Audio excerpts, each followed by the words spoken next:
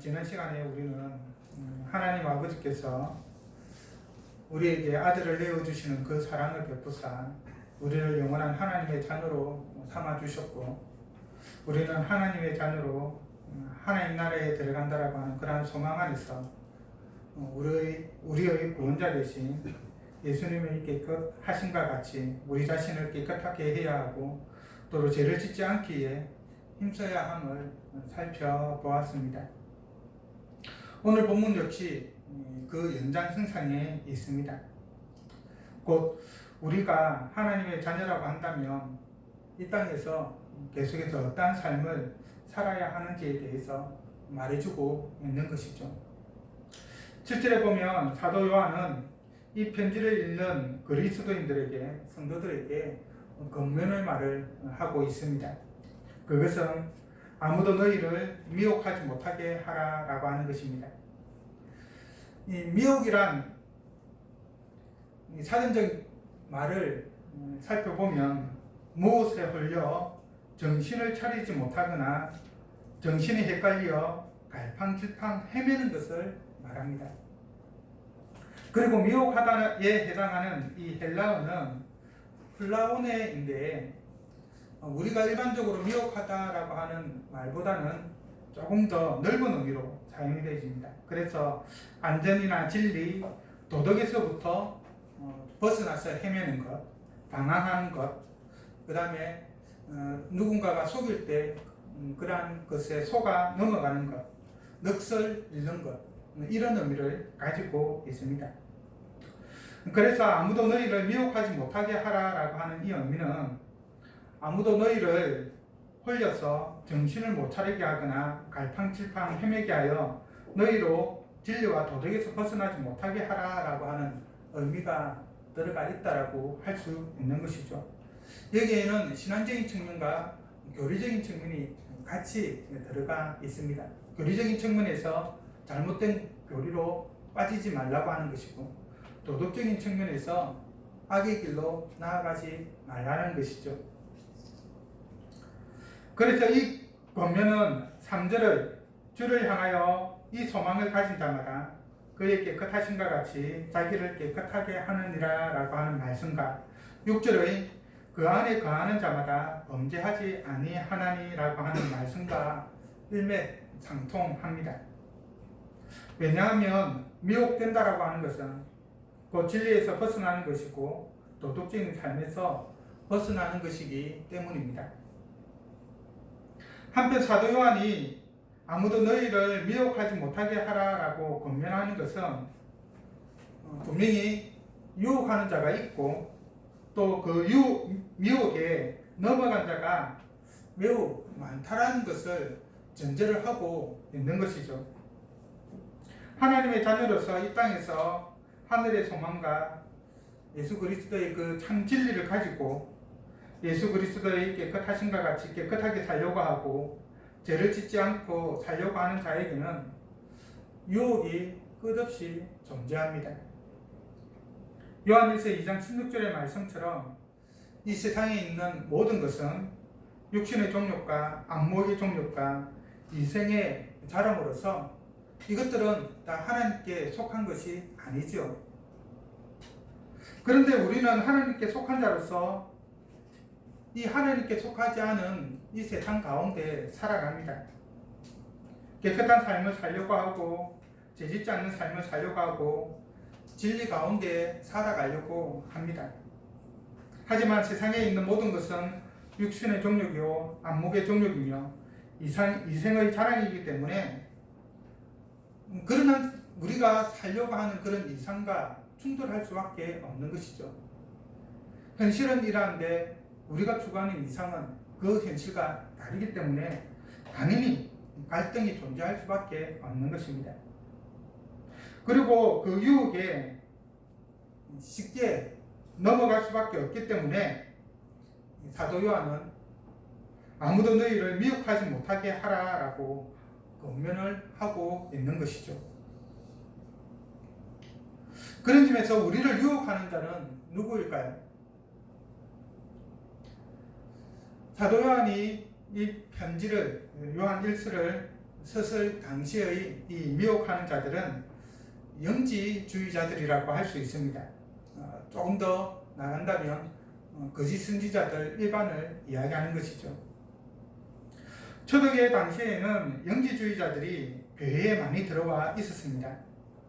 이들은 예수님을 하나님의 아들로는 믿지만 사람의 몸을 입고 이 땅에 오신 것은 부정합니다. 예수님이 하나님의 아들로서 신이다라고 하는 것은 믿습니다. 그런데 그분이 참 사람이다라고 하는 것은 부정하는 것이죠. 우리는 예수님을 참 하나님과 동시에 참 사람으로 고백하는데, 영지주의자들은 예수님의 하나님 신성에 대해서는 믿지만 인성에 대해서는 믿지 않았습니다. 그것은 그들의 교리가 육체는 악하다고 보기 때문이죠. 근데 하나님의 거룩하신 아들이 악한 육체를 입고 이 땅에 오는 것은 말이 안 되는 것이죠. 그래서 부정을 하는 것입니다. 그리고 이들은 영원히 존재하는, 영원히 구원을 받았기 때문에 이 세상에서 죽음을 통해서 없어질 그 육체로 짓는 죄는 이 땅에서 지어도 크게 문제가 되지 않는다라고 생각을 했습니다. 그래서 아무리 죄를 지어도 내가 구원을 받았다고 한다면 나의 영혼이 구원받는 데에는 아무런 지장이 없다라고 생각을 했던 것이죠. 그래서 상대적으로 인류적인 삶을 살지 못했습니다. 죄를 그대로 지은 것이죠. 즉 사도 요한은 당시 교회에 들어와 있는 이들 영지주의자들의 윤리적, 교리적 유혹에 넘어가지 말 것을 성도들에게 당부하고 있는 것입니다. 그리고 궁극적으로 우리를 유혹하는, 그 당시 성도들을 유혹하는 자는 마귀라고 할 수가 있지요. 영지주의자들이 그 배후에 있는 존재가 다른 누구도 아닌 바로 마귀라는 것입니다. 그래서 8절에서 사도 요한은 죄를 짓는 자는 마귀에게 속하나니 마귀는 처음부터 범죄함이라 라고 말합니다. 마귀가 처음부터 범죄했다라고 하는 것은 지금 우리가 짓고 있는 이 땅에 있는 죄의 근원이 마귀에게 있다라고 하는 말인 것이죠.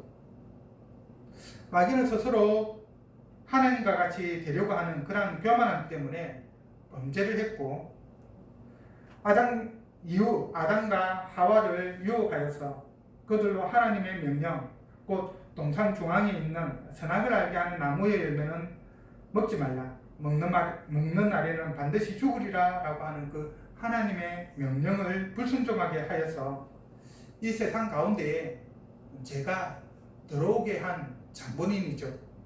그래서 이 죄의 그 배후에는 언제나 마귀가 있습니다. 그래서 죄를 짓는 자는 마귀에게 속한 자라고 말하고 있는 것이죠. 그리고 마귀는 태초에 아담과 하와를 유혹했듯이 이후 모든 사람들을 유혹합니다. 죄를 짓는 자로 만들어 자기에게 속한 자가 되게 하려는 것이죠. 심지어 마귀는 예수님까지도 유혹했습니다. 예수님이 공생애를 시작할 때 마귀는 세 가지 유혹, 곧 돌을 떡덩이가 되게 하라, 성전 꼭대기에서 뛰어내려 보라, 내게 경배하면 천하만국과 영광을 내게 주겠다라고 하는 그런 유혹을 통해서 예수님을 넘어뜨리려고 했습니다. 그리고 공생애의 마지막인 십자가 사건을 앞두고도 예수님을 유혹했죠. 십자가에 죽지 못하도록, 어떻게든 그 길을 가지 않도록 유혹을 했습니다만 예수님은 그 모든 유혹을 이기시고 하나님께 순종함으로 당신의 뜻을 이루셨습니다. 그런데 이것이 또한 우리 성도들에게도 계속 이어지고 있죠. 그래서 사도 베드로는 베드로전서 5장 8절에서 근신하나 깨어라, 너희 대적 마귀가 우는 사자같이 두루다니며 삼킬 자를 찾나니라고 말하고 있는 것입니다. 예수님을 유혹하였던 그 마귀, 그리고 그 앞서서는 아담과 하와를 유혹하였던 그 마귀는 예수 그리스도를 믿는 우리들을 지금도 유혹하여 자기에게 속한 자가 되게 하기 위해 노력하고 있는 것이죠. 그렇기 때문에 우리는 항상 깨어 있어서 그 유혹에 넘어가지 않도록 해야 합니다. 사도 요한이 바라고 있는 것처럼 아무도 너희를 미혹하게 하지 못하게 준비되어 있어야 하는 것이죠. 진리와 생명 되신 예수 그리스도 안에 가할 때 그런 미혹을 받지 않을 것입니다. 여기서 또 우리가 생각해 보아야 하는 것은 죄를 짓는 자 또는 마귀가 우리를 미혹하지 못하게 하기 위해서 우리가 어떻게 해야 하는가입니다. 실천적인 측면이죠. 유혹에 넘어가지 않기 위해 우리가 해야 하는 일은 무엇일까요? 먼저 7절 하반부에서 사도 요한은 의를 행하는 자는 그의 어려우심과 같이 어렵고 라고 말합니다. 그리고 9절에서는 하나님께로부터 난 자마다 죄를 짓지 아니하나니라고 말합니다. 아무도 우리를 미혹하지 못하게 하기 위해서는 우리는 의를 행하고 죄를 짓지 말아야 합니다. 우리가 의를 행하고 죄를 짓지 않는다라고 하는 것은 우리가 하나님께 속해 있고 예수님 안에 거한다라는 것을 의미하죠. 이는 하나님의 모든 율법을 온전히 순종하셨을 뿐만 아니라 마귀의 모든 유혹을 이기신 예수님께서 우리와 함께 하셔서 죄와 거짓으로부터 우리를 지켜주시고 죄를 짓는 자들의 유혹으로부터 마귀의 유혹으로부터 이길 힘을 주신다는 의미이기도 합니다. 이처럼 우리가 예수 그리스도 안에서 그의 어려우심과 같이 의를 행한다고 한다면 마귀나 죄를 짓는 자들에 의해 미혹되지 않을 것입니다. 왜냐하면 승리자 되신 예수님께서 우리로 모든 유혹을 이기게 해주시고 마귀에게 넘어가지 않도록 우리를 끝까지 붙잡아 주시기 때문입니다. 이것이 가능한 것은 예수님이 이 땅에 오신 목적과 관련이 있습니다.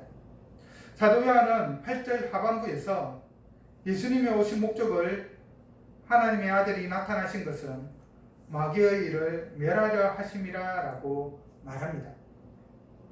마귀의 일이 무엇입니까? 사람으로 하여금 죄를 짓게 하는 것이죠. 처음부터 범죄한 자이기 때문에 그러합니다. 그래서 마귀의 일을 멸한다라고 하는 것은 죄를 없앤다라는 것을 의미합니다. 이에 대해 5절은 그가 우리 죄를 없애려고 나타나신 것을 너희가 아나니 그에게는 죄가 없느니라 라고 말하고 있습니다. 예수님은 십자가에서 죽으심으로 세상의 모든 죄를 없애셨습니다. 예수님의 죽음으로 말미암아 근본적인 죄의 문제가 해결이 된 것이죠. 그래서 예수님을 믿는 자는 모든 죄를 용서받습니다. 이 때문에 예수 그리스도를 믿음으로 말미암아 하나님께로부터 난 자인 하나님의 자녀들은 죄를 짓지 않는 것이죠. 다시 한번 여기서 죄를 짓지 않는다라고 하는 이 말은 문자 그대로 예수 그리스도를 믿는 자들이 이 땅 가운데에서 어떠한 죄도 결코 짓지 않는다라고 하는 그런 의미는 아닙니다. 문자적으로 그대로 받아들여서는 안 된다라는 것이죠. 여기서 말하는 죄는 습관적이며 고의적이고 죄를 짓고 나서도 죄라고 인식하지 못하는 것 등을 의미합니다. 죄를 지었는데 죄책감이 없는 것, 이런 것들을 말하는 것이죠. 그런 점에서 죄를 짓지 않는다라고 하는 것의 의미는 현재 우리가 이 땅에 살아가는 동안에는 죄를 짓지 않기 위해서 노력하는 것, 그리고 죄를 지은 후에는 자신의 죄를 깨닫고 회개하는 것을 의미한다라고 할 수 있을 것입니다. 죄를 짓지 않는 상태가 되는 것은 언제입니까? 바로 예수님께서 재림하셔서 우리를 온전히 구원하였을 때, 우리가 영화의 상태에 들어갔을 때 이제 더 이상 죄를 짓지 않게 되는 것이죠. 완전히 하나님께 속한 자가 되기 때문입니다.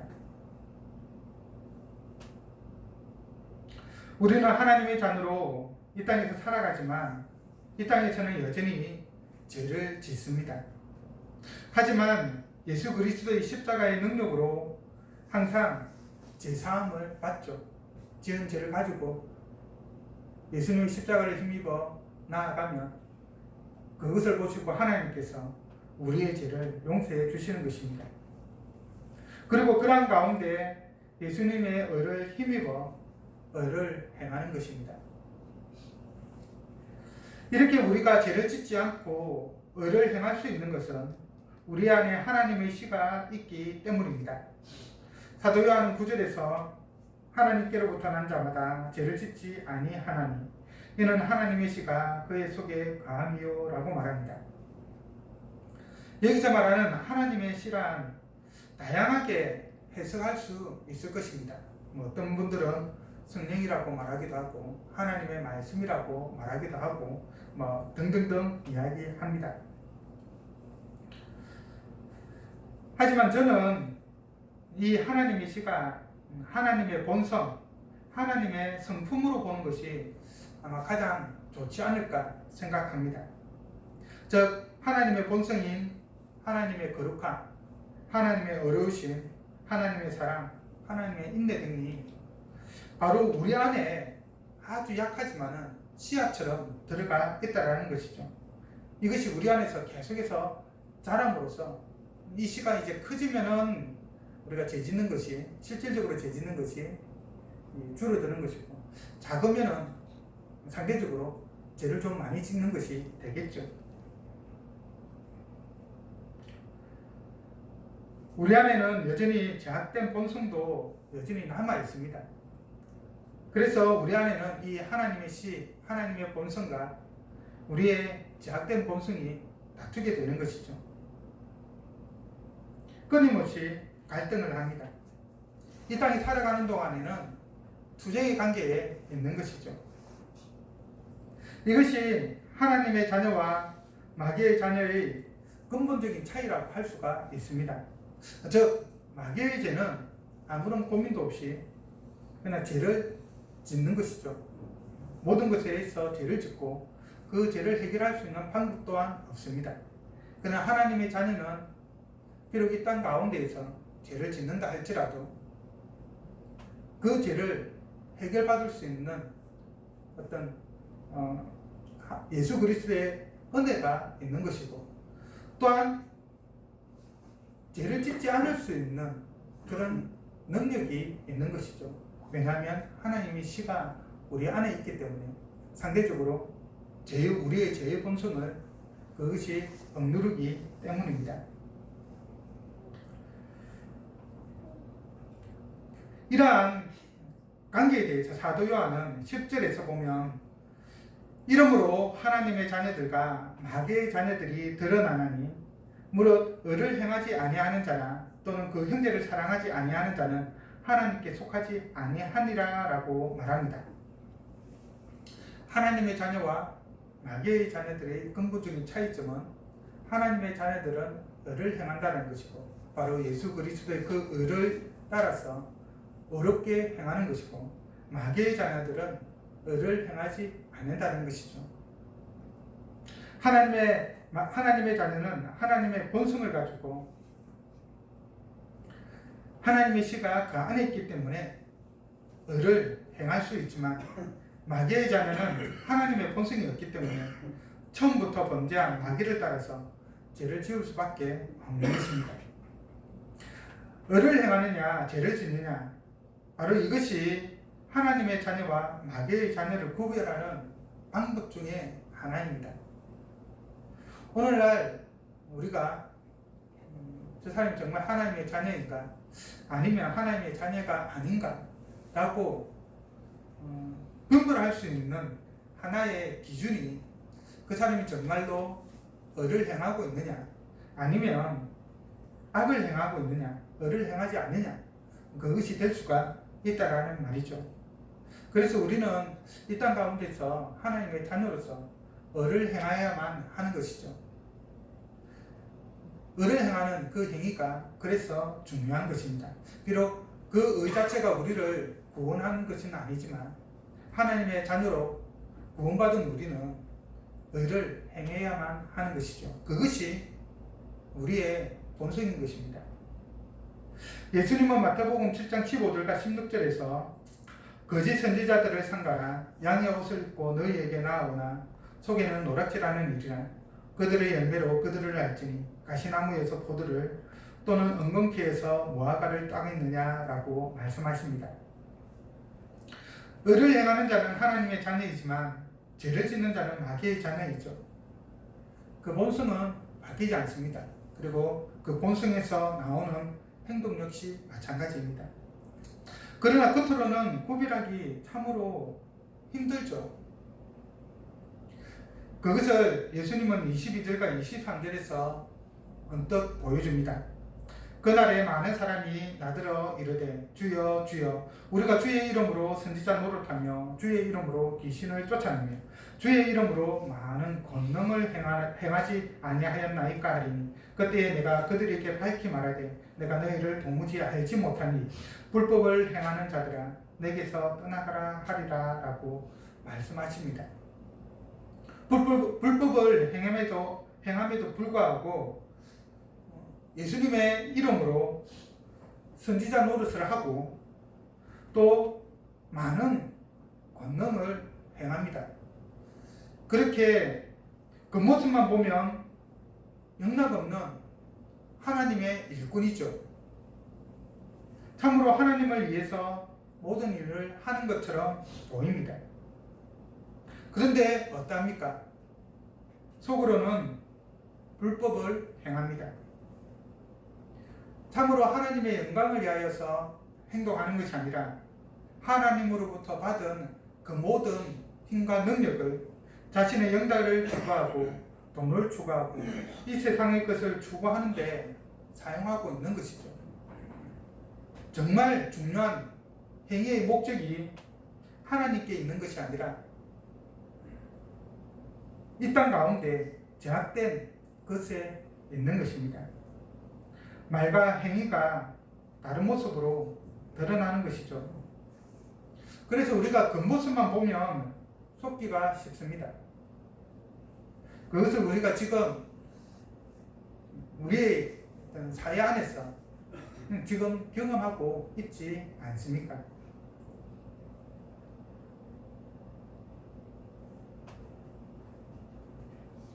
자신을 속일 뿐만 아니라 다른 사람을 속이기까지 합니다. 자기만 지어가면 괜찮을 텐데 다른 사람까지도 함께 같이 지옥으로 끌고 가기 때문에 더더욱 무서운 것이죠. 그러면 어떻게 그것을 우리가 구별할 수 있을까요? 저 사람이 거짓된 사람인지 참된 사람인지 하나님의 참된 자녀인지 그냥 그 모습만 그렇게 보이는 것인지 어떻게 구별할 수 있을까요? 사도 요한은 10절 하반부에서 무릇 의를 행하지 아니하는 자나 또는 그 형제를 사랑하지 아니하는 자는 하나님께 속하지 아니하니라 라고 말합니다. 아무리 예수님의 이름으로 선지자 노릇을 하고 많은 권능을 행해도 형제를 사랑하지 않으면 그는 거짓 선지자이고 마귀의 자녀인 것이죠. 우리가 아무리 나는 하나님의 자녀다 라고 말하고 있음에도 불구하고 그리고 겉으로는 여러 가지 의를 행하는 것 같아 보여도 실질적으로 형제를 사랑하지 못한다고 한다면 다 거짓되다라는 것입니다.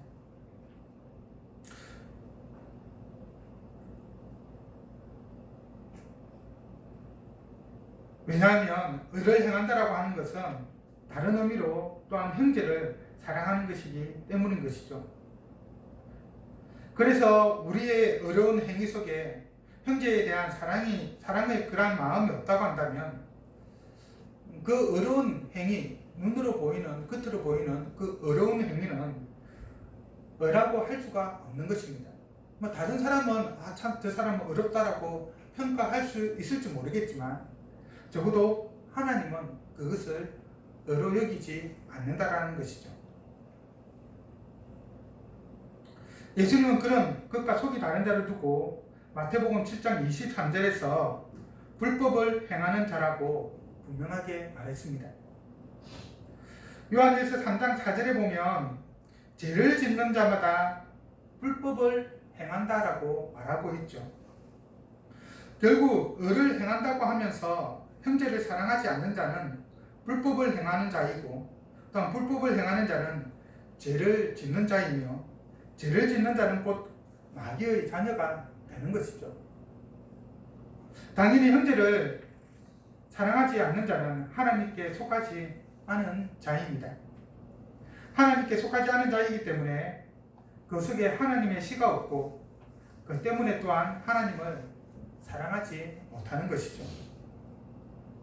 그래서 우리가 하나님께 속한 자이고 하나님의 씨가 우리 안에 있으며 의를 행하는 자라면, 그리고 하나님의 자녀라고 우리가 그렇게 의식을 하고 있다고 한다면 반드시 우리는 서로 사랑해야만 합니다.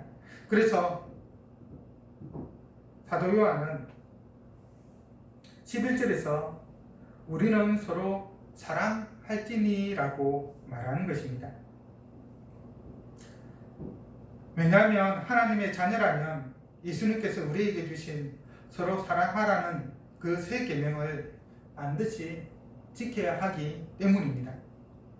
하나님께 속한 자는 계명을 지키고 그 계명은 서로 사랑하라는 그 계명인 것이죠. 그래서 사도 요한은 서로 사랑하라는 이 말에 대해서 너희가 처음부터 들은 소식이다 라고 말합니다. 복음이 전파될 때부터 서로 사랑하라 라고 하는 이 계명이 복음과 함께 주어졌다라는 것이죠. 예수님을 하나님의 아들이요 그리스도요 구원자로 선포할 때 서로 사랑하라 라고 하는 그 계명 역시 선포되었다라고 하는 말입니다. 그 의무가 주어졌다라는 것이죠. 그렇기 때문에 우리가 예수님을 하나님의 아들이요 그리스도요 구원자로 믿고 고백한다면 그와 동일하게 서로 사랑해야 합니다. 서로 사랑하는 것이 하나님의 자녀라고 하는 확실한 증거가 되기 때문입니다. 그리고 우리가 서로 사랑할 때에 유혹에 넘어가지 않는 것이죠. 가인은 동생인 아벨을 사랑하지 않고 미워했기 때문에 그를 죽였습니다. 최초의 살인자가 된 것이죠. 그것을 사도 요한은 12절에서 가인같이 하지 말라. 그는 악한 자에게 속하여 그 아우를 죽였으니 어떤 이유로 죽였느냐? 자기의 행위는 악하고 그의 아우의 행위는 어려움이라. 미움과 사랑을 악과 의로 말하고 있죠. 가인은 하나님을 제대로 사랑하지 못했습니다. 그래서 하나님 앞에 드리는 예배도 제사도 제대로 드리지 못했죠. 하지만 아벨은 하나님을 사랑했습니다. 그래서 하나님 앞에 온전한 제사를 드렸습니다. 그리고 그 때문에 가인은 아벨을 시기하고 미워하여서 돌로 쳐 죽였죠. 가인은 형제를 사랑하지 아니한 자로서 하나님께 속한 자가 아니었고 악에 속한 자로 죄를 짓는 자로 마귀의 자녀인 것입니다. 그래서 가인같이 하지 말라라고 하는 이 말은 이 가인이 그의 동생을 미워하여 쳐 죽인 것처럼 하나님을 사랑하지 못한 것처럼 그렇게 하지 말라라는 말이 포함되어 있는 것입니다. 형제를 미워하지 말고 서로 사랑해야 한다라고 말하고 있는 것이죠. 그런 점에서 우리가 서로 사랑하면 우리도 아무리 아무도 우리를 유혹하지 못할 것입니다. 반대로 우리가 서로 사랑하지 못한다면 많은 사람들이 우리를 유혹하게 되고 유혹에 빠지게 되는 것이죠.